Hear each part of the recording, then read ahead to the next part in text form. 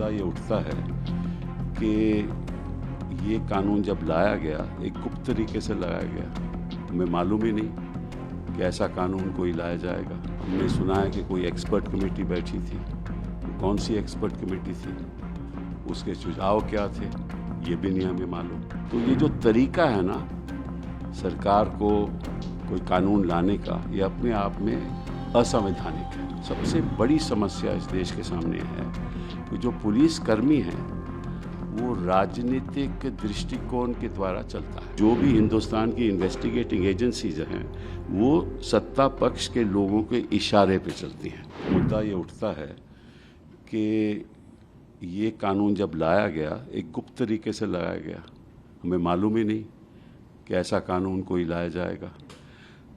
हमने सुना है कि कोई एक्सपर्ट कमेटी बैठी थी, वो कौन सी एक्सपर्ट कमेटी थी, उसके सुझाव क्या थे, ये भी नहीं हमें मालूम।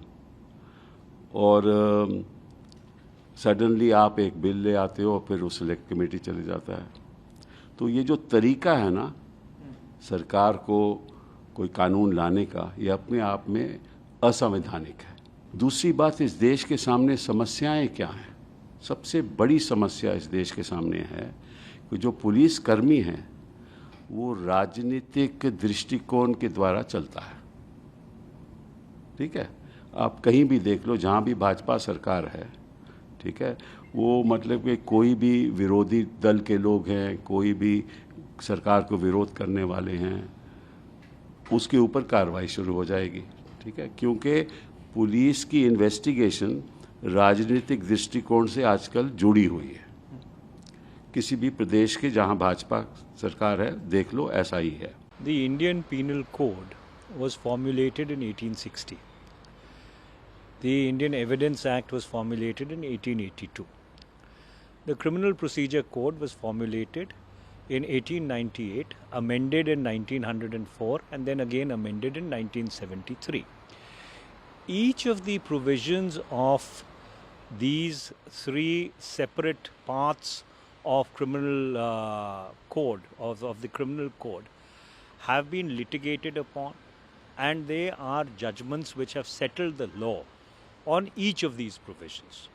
Now that the government has brought a bill, in addition to what the standing committee must do, there must be a joint committee of parliament which must be constituted, consisting of lawyers from all sides of the aisle, eminent legal minds, who need to apply themselves to each provision which stood before amendment, and what the current bill proposes, and what has been the judicial interpretation on each of these provisions, because they, as I told you, have been settled over a period of time by judgments of various courts now going back almost a century, if not more.